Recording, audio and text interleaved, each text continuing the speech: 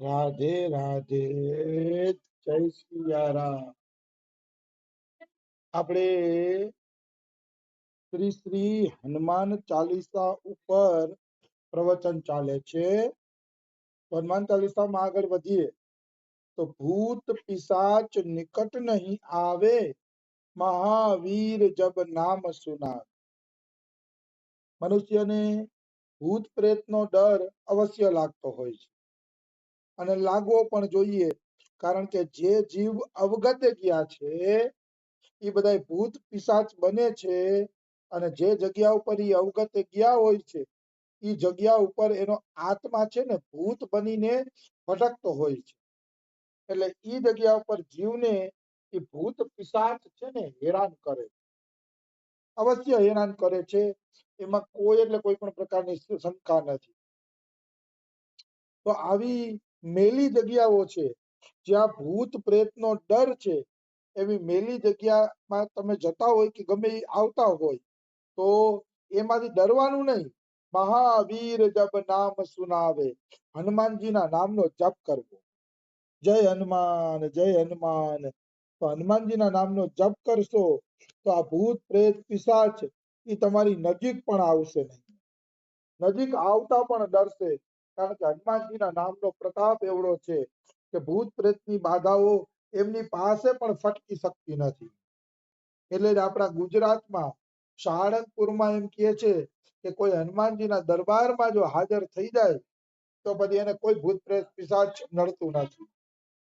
જો કોઈ હનુમાનજીના દરબારમાં હાજર થઈ જાય તો પછી એને ભૂત પ્રેતની તકલીફ રહેતી નથી. કોઈ મેલું ઘેલું હોય તો એ પણ તકલીફ રહેતી નથી, એવું કહેવાય છે. તો કહેવાનો ભાવ શું છે કે હોય ભૂત પ્રેત સંસારમાં બધું છે, જેટલું શાસ્ત્રોમાં લખ્યું એ બધું છે, નથી એમ નહીં. કોઈ એમ કે અમે ભૂત પ્રેતને માનતા નથી તો એનો અર્થ એવો નથી કે ભૂત પ્રેત નથી, બધું છે. એકવાર હનુમાન પ્રસાદ પોદારને કોઈ પ્રશ્ન પૂછ્યો કે કલ્યાણમાં ભૂત પ્રેતની ચર્ચા શા માટે કરવામાં આવે, તો કે માણસને ભૂત પ્રેતની યોની ન મળે ને એટલે ચર્ચા કરવામાં આવે. બહુ સારો જવાબ આપ્યો. મતલબ ભૂત પ્રેત છે, આધુનિક જગત માને તોય ભલે, ન માને તોય ભલે, એ બધું છે ને રહેવાનું છે. પણ એમાંથી બચવાનો ઉપાય આપણા શાસ્ત્રોએ બતાવી દીધો છે કે ઉચ્ચ સ્વરે ભગવાન નામ જપ કરો. જે લોકો ઉચ્ચ સ્વરે હનુમાનજી કે રામ કે કૃષ્ણના નામનું ઉચ્ચારણ કરે છે એની પાસે ભૂત પ્રેત ફટકતા પણ નથી, એની પાસે આવતા પણ ડરે છે. ભગવાનના નામની અંદર એટલી તાકાત છે. ભાગવતના 10મ સ્કંદની અંદર 6ઠા અધ્યાયમાં પૂતના ઉદ્ધારની લીલા આવે છે.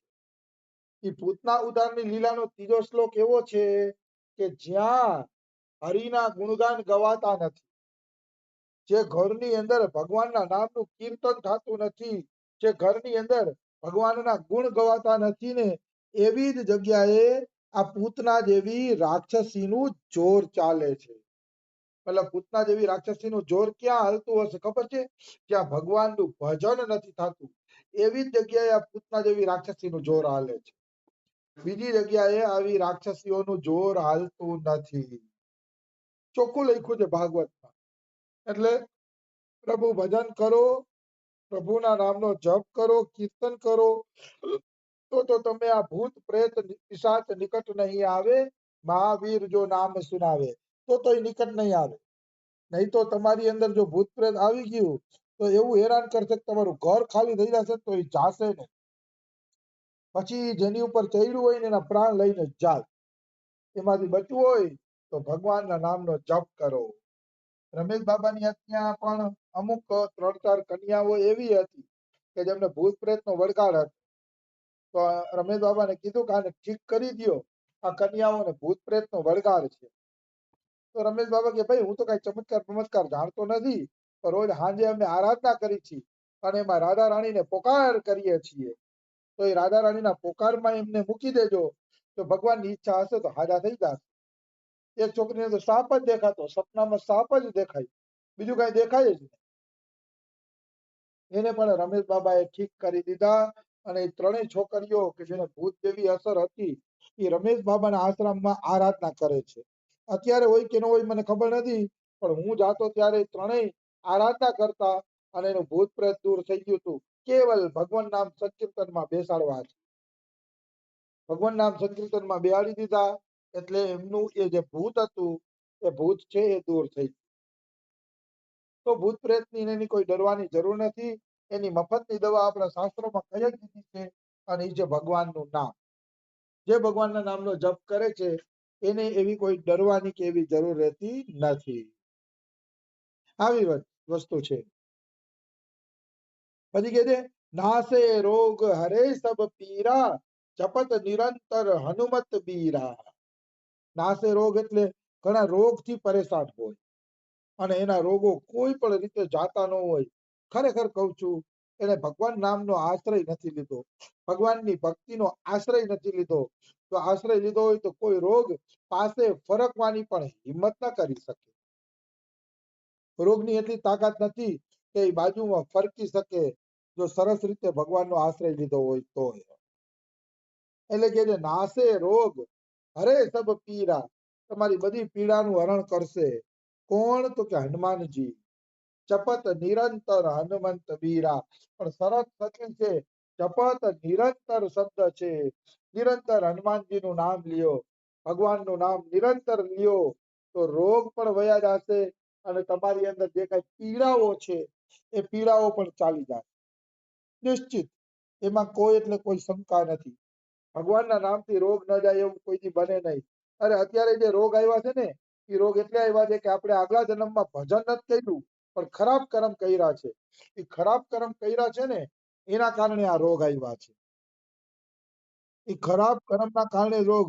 જો ત્યારે જ ભજન કરી લીધું હોત તો ક્યારેય આવા રોગોનો સામનો કરવો પડત નહીં. આવી વસ્તુ છે. એટલે નાસે રોગ હરે સબ પીરા જપત નિરંતર હનુમંત બીરા. રોગોની એક જ દવા છે, હનુમાનજીના નિરંતર નામનો જપ કરો. જે લોકો નિરંતર હનુમાનજીના નામનો જપ કરે છે એ બધા રોગોમાંથી મુક્તિ પ્રાપ્ત કરી લે છે. એ નિશ્ચિત છે, એમાં કોઈ એટલે કોઈ પણ પ્રકારની શંકા નથી. આવી વસ્તુ છે. એક ઉદાહરણ આપી દઉં કે રોગના નામના કારણે રોગ કેવી રીતે ગયો. નામ હનુમાનનું હોય કે રામનું હોય કે કૃષ્ણ હોય તો બધાનું ઉદાહરણ આમાં લાગુ પડે. એટલે એક ઉદાહરણ આપી દઉં. કલકત્તામાં એક શેઠ થયા છે. એ શેઠનું નામ મને ભૂલાઈ ગયું. ઘણા ટાઈમ પહેલા એ પ્રસંગ હું બોલતો પણ ખરા, ભૂલાઈ ગયું. પણ એ કલકત્તાના શેઠ હતા અને એ શેઠ છે ને ખૂબ પૈસા વાળા હતા. મતલબ ધનવાનોમાં એનું નામ હતું શેઠનું. તો ઈ શેઠના કલકત્તામાં એક વખત છે ને પ્લેગનો રોગ ફેલાણો. પ્લેગનો રોગ ફેલાણો ને એટલે શેઠના પેટમાં બે પ્લેગની ગાંઠ થઈ ગઈ અને ગાંઠ છે ને આમ દડાની જેમ બહાર નીકળી ગઈ પેટમાંથી એ શેઠને. તો એ શેઠ છે ને હનુમાન પ્રસાદ પોદારના ચાહક હતા. એટલે એને ગીતા પ્રેસ ગોરખપુર હનુમાન પ્રસાદ પોદારને ફોન કર્યો અને કીધું કે મને આ રીતે બે પેટમાં ગાંઠ નીકળી છે અને મેં કે કલકત્તાના શ્રેષ્ઠ ડોક્ટરને બોલાવ્યા. તો એ કલકત્તાના શ્રેષ્ઠ ડોક્ટર એમ કહે છે કે શેઠ તમે આજ રાતના જ મહેમાન છો, કાલ સવારે તો તમે ધામ પધારી જાશો, કારણ કે તમારા પેટમાં મોટી ગાંઠ ઉત્પન્ન થઈ ગઈ છે. એટલે કાલ સવારે તો નિશ્ચિત રૂપે તમે ધામ પધારી જાશો. હવે તમે બચી નહીં શકો. આ પ્લેગની ગાંઠ તમારા પેટમાં દડાની જેમ બહાર નીકળી ગઈ. તો પોદારજીને ફોન કર્યો તો પોદારજી કે ભાઈ ચિંતા ના કરો, ભગવાનના નામથી એવો કોઈ રોગ નથી કે જે જઈ ન શકે. ભગવાનનું નામ અસાધ્યને પણ સાધ્ય કરી દે છે, અસાધ્ય રોગોને પણ દૂર કરી દે છે. ભગવાનના નામમાં એટલી બધી તાકાત છે. એ શેઠનું નામ હતું રૂઢમલજી. તો રૂઢમલજી કે અચ્છા ઠીક છે પોદારજી, હવે હું નામ જપ જ કરીશ. પછી રૂઢમલજીએ નોકરને કહી દીધું કે ઉપરથી દરવાજો બંધ કરી દે કે કાલ સવારે દરવાજો ખોલજે, મરી ગયો હોય તો હળગાવી દેજો અને જીવતો હોય તો ભોજન આપજે. એમ કહીને રૂઢમલજીએ વિષ્ણુ ભગવાનનો સામે ફોટો રાખ્યો અને વિષ્ણુ ભગવાનનો ફોટો રાખી અને રૂઢમલજીએ જપ ચાલુ કરી દીધો. હરિ શરણમ હરિ શરણમ હરિ શરણમ. હરિશરણમ નો જપ ચાલુ કરી દીધો રૂઢમલજી. અને એ હરિશરણમ નો જપ કરતા કરતા રૂઢમલજી છે ને એને સવારે 4 સાડા 4 વાગે થોડીક નિંદ્રા આવી ગઈ. 4 સાડા 4 વાગે થોડીક તંદ્રા આવી ગઈ અને હુઈ ગયા. સવારે ઉઠ્યા તો બે પ્લેગની ગાંઠ અંદર વહી ગઈ હતી, પેટ સમતલ થઈ ગયું હતું અને પેટ સુંદર થઈ ગયું. બે પ્લેગની ગાંઠ એની પાછી અંદર વહી ગઈ અને હવારના પોરમાં તો એને જમવાનું ચાલુ કરી દીધું. હવાના પોરમાં જમવાનું ચાલુ કરી દીધું. તો ડોક્ટર આવીને કહે છે, કોને પૂછીને તમે જમો છો? એ કે તમારી ગાંઠ વકરી જશે અને તમે અત્યારે જ મરી જાશો. તો કે જેને આ પ્લેગની ગાંઠ અંદર જવા દીધી ને એના જ કહેવાથી જમું છું. કે હવે ડોક્ટર સાહેબ તમે ચિંતા ના કરો. પછી ડોક્ટરને ખૂબ આશ્ચર્ય થયું અને એ પ્લેગની બે ગાંઠ હતી ને એ અંદર વહી ગઈ અને રૂડમલજી એના પછી કેટલાય વર્ષ જીવે છે, બચી ગયા. હરિશરણમ મંત્રના જપ, એમ કે હરિશરણમ મંત્ર જપ કરવાથી સંકાદિકોને કોઈથી બુઢાપો આવતો નથી. સંકાદિકો સદાય યુવાન જ રહે છે, 5-5 વર્ષના બાળકો જ રહે છે, કારણ કે સતત હરિશરણમ હરિશરણમ એ મંત્રનો જપ કરે છે. એ મંત્રનો જપ કરવાના કારણે એમને ક્યારેય બુઢાપો આવતો નથી. આવી વસ્તુ છે. તો ભગવાન નામથી શું નથી થઈ શકતું? નાસે રોગ હરે સબ પીરા, જપત નિરંતર હનુમંત બીરા. હનુમાનજી સાક્ષાત શિવજી છે, ભગવાન જ છે હનુમાનજી. ભક્તો ને ભગવાન બે અલગ છે જ નહીં, એક જ છે. ભક્તનું નામ જપો કે ભગવાનનું નામ જપો, કલ્યાણ નિશ્ચિત છે. કલ્યાણમાં કોઈ સંશય નથી. રાજા માધવસિંહજીએ પોતાની પત્ની રાણી રત્નાવતીને યાદ કર્યા તો એની નૌકા તુફાનમાંથી નીકળી ગઈ. અફઘાનિસ્તાનથી લડાઈ કરીને આવતા હતા માધવસિંહજી અને બીજો એક એનો ભાઈબંધ. તો રસ્તા વચ્ચે એની નૌકા પાણીમાં તુફાનમાં ફસાઈ ગઈ. તો તુફાનમાં નૌકા ફસાઈ ગઈ એટલે ઓલા બીજા રાજાએ કીધું કે તારી પત્ની રાણી રત્નાવતી ભક્ત છે, એને યાદ કર તો આપણે તુફાનમાંથી બચી જશું. તો કે એલા મારી પત્ની છે, પત્નીને યાદ કરું? તો કે પત્ની પછી પેલા એ ભગત છે, કે ભગત માનીને યાદ કર, નકર આજ બચવાના નથી આપણે. તો બે જણાએ રાણી રત્નાવતીનું સ્મરણ કર્યું. રાણી રત્નાવતીનું સ્મરણ કર્યું તો નૌકા છે એ કિનારે લાગી ગઈ અને બે જણા બચી ગયા. તો ભક્તનું સ્મરણ કરે તો એ પ્રાણ રક્ષા થાય છે. તો પછી કોઈ ભગવાનનું સ્મરણ કરે તો પછી આ ભૂત પ્રેત એનાથી ડરવાની શું જરૂર છે? રોગોથી ડરવાની શું જરૂર છે? બધા રોગની દવા છે. શ્રી રામ જય જય રામ. મેં એકવાર એક ચોપડીમાં વાંચ્યું હતું, એમાં લખ્યું હતું, લાખો રોગ કી એક દવા, શ્રી રામ જય જય રામ. લાખો રોગની એક જ દવા છે, ભગવાનનું નામ. જે ભગવાનના નામનો જપ કરે છે એને પછી કોઈ રોગ અથવા ભૂત પ્રેત આદિની કોઈ ચિંતા રહેતી નથી. ભગવાન નામનું ઉચ્ચારણ કરો, આવી વસ્તુ છે. એક સંત હતા બચપાલજી. એ બચપાલજીની માતાજી હતા ને, એ માતાજી કઈક 75 વર્ષના હતા. તો એ મરવા પડ્યા તો અંતિમ સમયે એને યમના દૂત દેખાતા હતા. એટલે એ બોલવા માંડ્યા, એ બેટા બચપાલ, મને યમના દૂત દેખાય છે. એ બેટા જલ્દી કાંઈક કર, મને યમના દૂત દેખાય છે, કે આ મને મારી જશે, એના ભેગા લઈ જશે, તું કાંઈક કર બેટા બચપાલ, તું કાંઈક કર. હવે બચપાલજી ત્યારે મધુકરી માંગવા ગયા, ભિક્ષા માંગવા ગયા હતા, એટલે ઘરે હાજર નહોતા અને પાસ પડોશના લોકો ભેગા થઈ ગયા. તો પાસ પડોશના લોકોને ખબર નહોતી કે આવું થાય ત્યારે શું કરવું. પાસ પડોશના લોકોએ સત્સંગમાં જ નહોતા બેઠા, તો એને કેમ ખબર પડે કે આવું થાય ત્યારે શું કરવાનું હોય? એટલે એને કઈ ખબર પડતી નહોતી.